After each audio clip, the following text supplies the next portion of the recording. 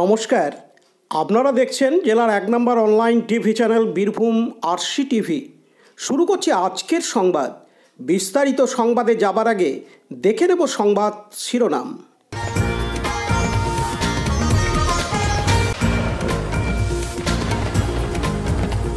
আবারও বেআইনি কয়লা পাচার রুখল বীরভূম জেলা পুলিশ। সেলফি জোন থেকে চুরি এলইডি লাইট ও আর্টিফিশিয়াল ঘাস।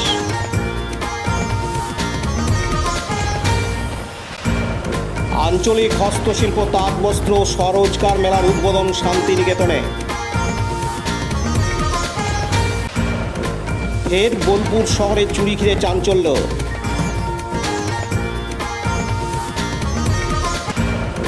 বাড়ির চুরির ঘটনায় গ্রেপ্তার আরও এক মুলারোয়ে। ৭ সংস্থার উদ্যোগে ভাষা দিবস পালিত সিউড়িতে। ধ্বংসের পথে বক্রেশ্বরের হিলিয়াম ল্যাবরেটরি। আবারও বেআইনি কয়লা পাচার রুখল বীরভূম জেলা পুলিশ।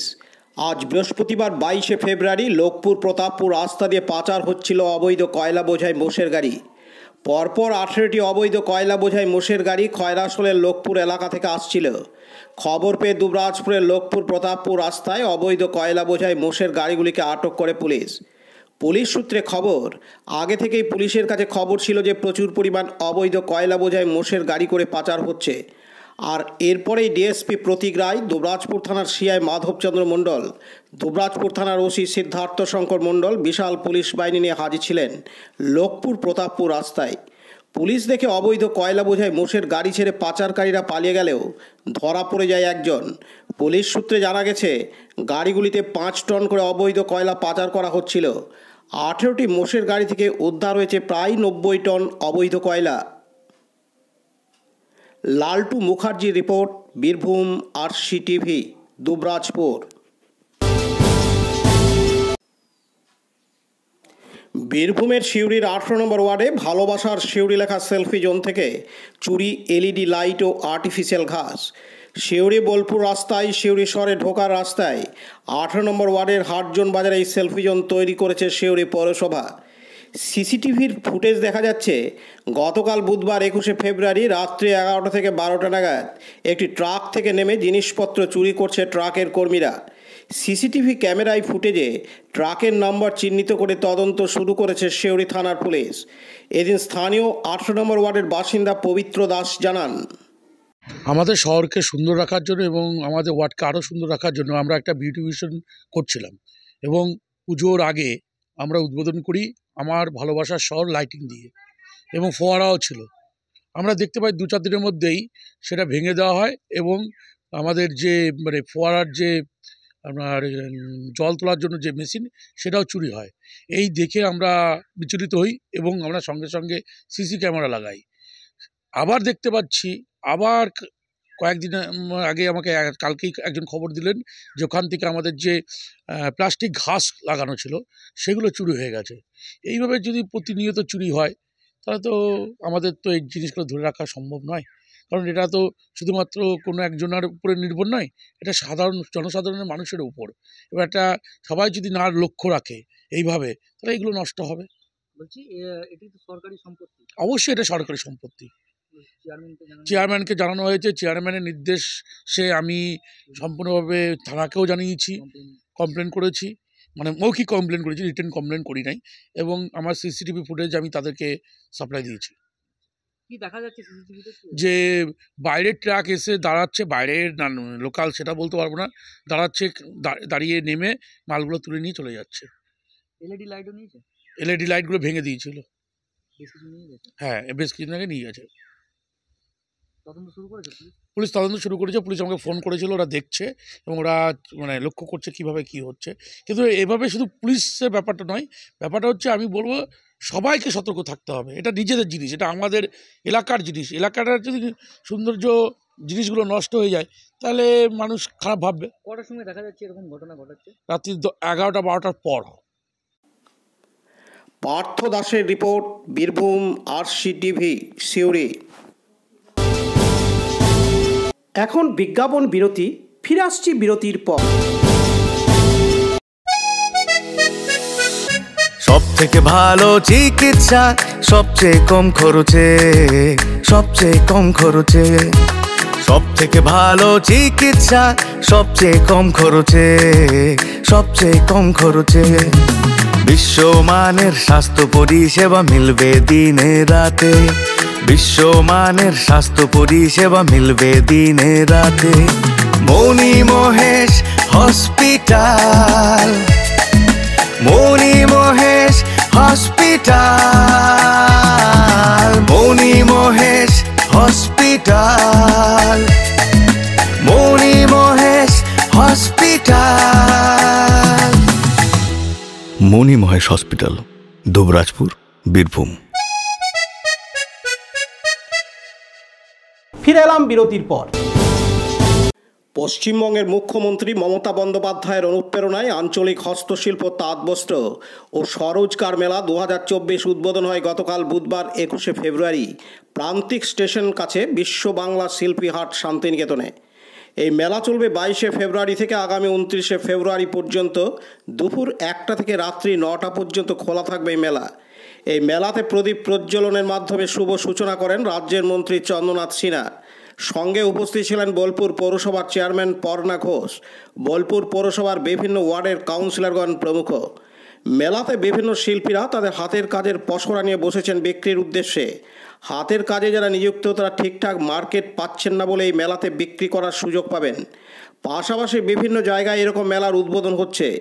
এদিন মন্ত্রী জানান, অনলাইনের মাধ্যমে শিল্পীদের হাতের কাজ বিক্রি করতে পারবেন, তার জন্য রেজিস্ট্রেশন চলছে। বাংলার প্রতিটি প্রান্তে যাতে অনলাইন মার্কেটিং পৌঁছাতে পারে সেই চেষ্টা চলছে। এদিন তিনি আরও জানান, একটাই সেলফ হেল্প গ্রুপ বা যারা হ্যান্ডলুমের সঙ্গে যুক্ত বা খাদির সঙ্গে যুক্ত তারা যাতে মার্কেট পায় এবং সরাসরি তারা খদ্দেরের কাছে জিনিসপত্রগুলো ন্যায্য দামে বিক্রি করতে পারে। তাহলে আমরা দেখেছি মাঝখানে মহাজন থাকার ফলে যারা কাজ করে তারা সঠিক লাভটা পায় না। তাই সঠিক লাভের জন্যই এটা শুরু হয়েছে। পরবর্তীকালে আরও বড় আকারে হবে এবং আরও মার্কেট দেওয়ার চেষ্টা সরকার করবে।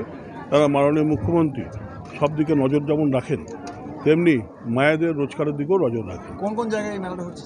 আজকে এই মেলাটা হচ্ছে বোলপুরে হচ্ছে, আর শিলিগুড়িতে হচ্ছে, পরের সপ্তাহ থেকে দুর্গাপুরে হবে এবং কলকাতাতে ইকো পার্কে ওটাও আজ থেকে শুরু হচ্ছে, বিকেলে উদ্বোধন হবে। দপ্তরের লক্ষ্যটা লক্ষ্য একটাই যে আমরা ইন্টিরিয়ার গ্রামেও যাতে মানুষের হাতে কাজ দিতে পারি এবং গ্রামীণ অর্থনীতিটা যাতে মজবুত থাকতে পারে। কাজী আমিরুল ইসলামের রিপোর্ট, বীরভূম RCTV, শান্তিনিকেতন। ফের বোলপুর শহরে চুরি ঘিরে চাঞ্চল্য। এবার বোলপুর থানার অন্তর্গত মুলুকের ঘোষপাড়াতে এক BSF জওয়ানে কর্মরত তার বাড়ি থেকে প্রায় 7 ভরি সোনাসহ 20,000 টাকার নগদ চুরি করে নিয়ে গেল চোরের দল। ঘটনার তদন্ত শুরু করেছে বোলপুর থানার পুলিশ। বোলপুর শহরে পরপর বেশ কিছু চুরি হবার পরেই এবার বোলপুরের মুলুকের আদর্শপল্লীর ঘোষপাড়াতে এক BSF জওয়ানে কর্মরত সমীরণ ঘোষ নামে এক ব্যক্তির বাড়ি থেকে গতকাল বুধবার 21শে ফেব্রুয়ারি গভীর রাতে চোরের দল বাড়ির পরপর দরজা তালা ভেঙে ভিতরে প্রবেশ করে। আলমারি থেকে প্রায় 7 ভরি সোনা, নগদ 20,000 টাকা নিয়ে চম্পট দেয় বলে অভিযোগ। গতকাল রাত্রে তিনি বাড়িতে ছিলেন না, আর সেই সুযোগ নিয়ে চোরের দল চুরি করে চম্পট দেয়। ফোনে খবর পান পার্শ্ববর্তী বাড়ি থেকে যে তাদের বাড়িতে চুরি হয়েছে। এরপর বাড়ির গৃহিণী আজ বৃহস্পতিবার 22শে ফেব্রুয়ারি সকাল 9টার সময় এসে এই কর্মকাণ্ড দেখে অবাক হন। তারপরই বোলপুর থানার পুলিশকে খবর দেওয়া হয়। ইতিমধ্যেই ঘটনার তদন্ত শুরু করেছে বোলপুর থানার পুলিশ। এদিন বাড়ির গৃহিণী বুলা ঘোষ জানান, যখন 10টা বাজে তখন বাচ্চাটা খুব শরীর খারাপ করছিল, কান্নাকাটি করছিল বাচ্চাটা। দিয়ে আমি ফোন করলাম, ওই পাড়া দেওর থাকে, দেওর এসে আমাকে নিয়ে গেল। দিয়ে আমরা ওই বাড়ি চলে গেলাম, যে ডাক্তারখানা হসপিটাল যেতে হয় সেই হিসাবে গেলাম। আমি রাতে তালাটা দেওয়াই ছিল আলমারিতে, আর ঘরে লাগানো ছিল তালা। তারপরে তালা ভেঙে ঘরে ঢুকেছে রাতে চোর। 7 ভরি গয়না ছিল আমার, আর টাকা ছিল 20,000 টাকা, আরও সব জিনিসপত্র কাগজপত্র সব ছিল। সকালে এসে দেখি ভেঙে সব পড়ে। কতগুলো আলমারি ভেঙেছে? 4টে আলমারি লকার সব খুলেছে। ওপরেও সব খুলেছে আপনার। আচ্ছা, এই লক ছাদ একটা আছে ওখানে, ওটা খুলেছে। আর আপনার একটা শোকেস মতো আছে ওপরে, এই আলমারি আলনা ওটাকেও খুলেছে। দেখেছে খুলে সব ছড়িয়ে ছিটিয়ে ফেলে দিয়েছে। হ্যাঁ, সকালে ফোন করেছিলাম পুলিশ এসেছে। হ্যাঁ, পুলিশ এসেছে। কি মনে হচ্ছে আপনাদের? কি মনে হচ্ছে? মনে হচ্ছে আপনার ফলো কেউ করেছে। আমি যে রাতে গিয়েছি, আমি তো ধরুন আগে সকাল থেকেই ছিলাম ঘরে, এবার রাতে আমাকে যাওয়া কেউ দেখেছে, বুঝলেন তো? জানাশোনা লোকেই নিয়েছে, আমার মধ্যে পাড়ার লোক আছে সঙ্গে।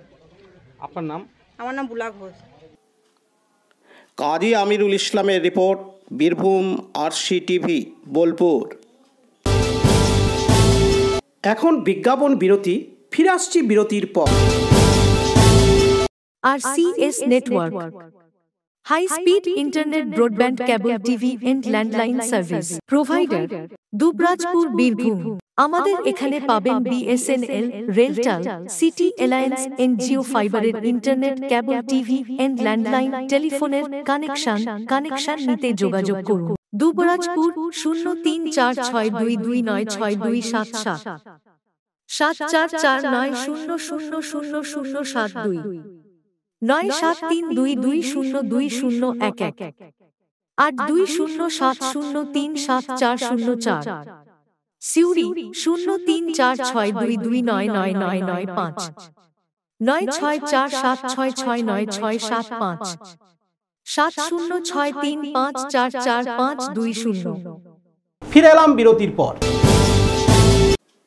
মোরারই 1 নম্বর ব্লকের রাজগ্রাম গ্রাম পঞ্চায়েতের বড়ুয়া গোপালপুর গ্রামের পোস্টমাস্টার বাসুদেব ভকত, তিনি তার বাড়িতে বেশ কয়েকদিন ছিলেন না।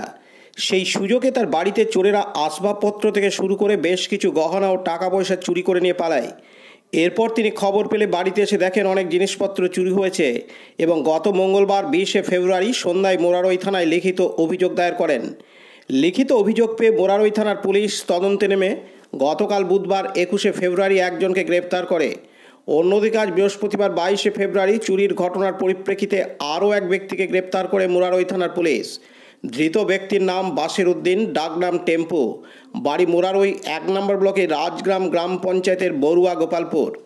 আজ বৃহস্পতিবার 22শে ফেব্রুয়ারি মোরারই থানার পুলিশ তার বিরুদ্ধে চার্জশিট তৈরি করে রামপুরহাট মহকুমা আদালতে পাঠিয়ে দেয়। দীপু মিয়ার রিপোর্ট, বীরভূম RCTV, মোরারই। পশ্চিমবঙ্গ গণতান্ত্রিক লেখক শিল্পী সংঘ, নিখিলবঙ্গ শিক্ষক সমিতি, ভারতীয় গণনাট্য সংঘ, নিখিলবঙ্গ প্রাথমিক শিক্ষক সমিতি, বঙ্গীয় সাক্ষরতা প্রসার সমিতি, সারা ভারত শান্তি ও সংহতি সংস্থা এবং আওয়াজ, এই 7 সংস্থার উদ্যোগে গতকাল সন্ধ্যায় আন্তর্জাতিক মাতৃভাষা দিবস পালিত হয় সিউড়ির সত্যপ্রিয় ভবনে তথা ABTA হলে। শহীদ বেদিতে মাল্যদানের পরে হয় একটি মনোজ্ঞ সাংস্কৃতিক অনুষ্ঠান, যেখানে ছিল কথা, আবৃত্তি, নাচ, গান ও বাজনা। ভাষার স্বাধিকার ও ভাষা সন্ত্রাস নিয়ে হয় একটি আলোচনা সভা। বক্তব্য রাখেন বিকাশ রায়, সব্যসাচী ধর, তরিত ভাদুরী ও সৌভিক দাসবক্সী এবং আশিস বিশ্বাস প্রমুখ। নজর কাড়ে সুন্দরী মাড্ডির আদিবাসী আবৃত্তি। এদিন সৃজন তৃষ্ণা নামক একটি পত্রিকাও প্রকাশিত হয়। এদিন শিল্পী সংঘের যুগ্ম সম্পাদক তথা অধ্যাপক গোপীনাথ চৌধুরী জানান, ABTA, তারপর নিখিলবঙ্গ প্রাথমিক শিক্ষক সমিতি, AIPSO এবং আওয়াজ এবং BSPS, এই 7টা সংগঠনের পক্ষ থেকে আজকে আন্তর্জাতিক মাতৃভাষা দিবস এখানে পালন করা হলো। প্রায় 2 ঘন্টা ধরে অনুষ্ঠান হলো। সেখানে একটা সুন্দর আলোচনা হলো, 5 জন বক্তৃতা, একটা প্যানেল আলোচনা করলো এবং নাচ, গান, আবৃত্তি, কবিতা সব কিছুর মধ্য দিয়ে একটা সুন্দরভাবে আমরা আজকে আন্তর্জাতিক মাতৃভাষা দিবস পালন করি। কোথায় করা হলো? এটা সিউড়ির সত্যপ্রিয় ভবন, সেখানে পালন হলো।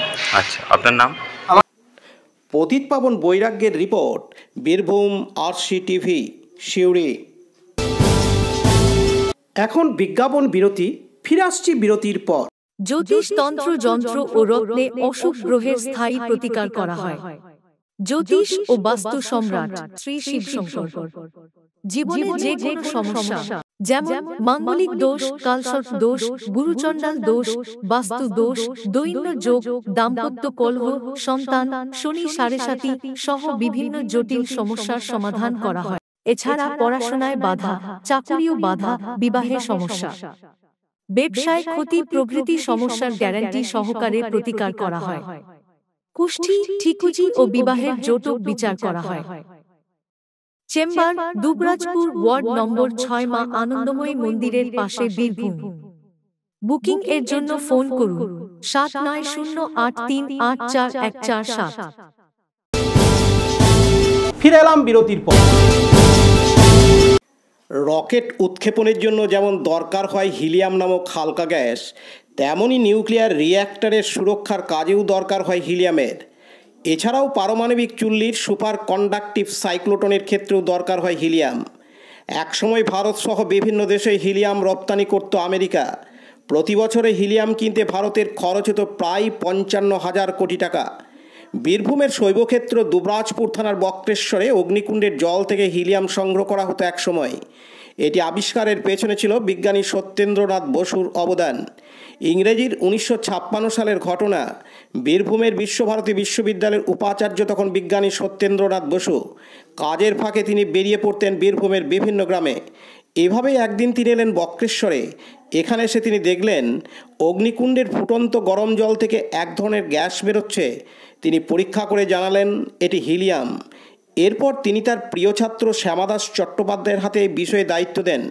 শ্যামাদাস চট্টোপাধ্যায় অনেক পরীক্ষা নিরীক্ষা করে বুঝলেন সত্যি এ গ্যাস হিলিয়াম। সেই হিলিয়াম সংগ্রহের জন্য তৈরি হলো হিলিয়াম ল্যাবরেটরি। বর্তমানে এটি এখন ভুতুরে বাড়ির চেহারা নিয়ে দাঁড়িয়েছে। গ্যাস সংগ্রহ বন্ধ, এটিকে কেন্দ্র করে মানুষের কর্মসংস্থানও বন্ধ।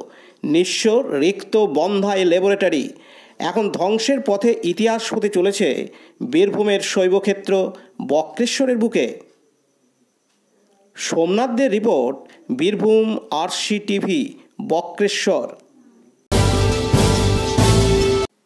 আজকের সংবাদ এই পর্যন্ত। পরবর্তী সংবাদের জন্য চোখ রাখুন বীরভূম RCTVর পর্দায়। নমস্কার।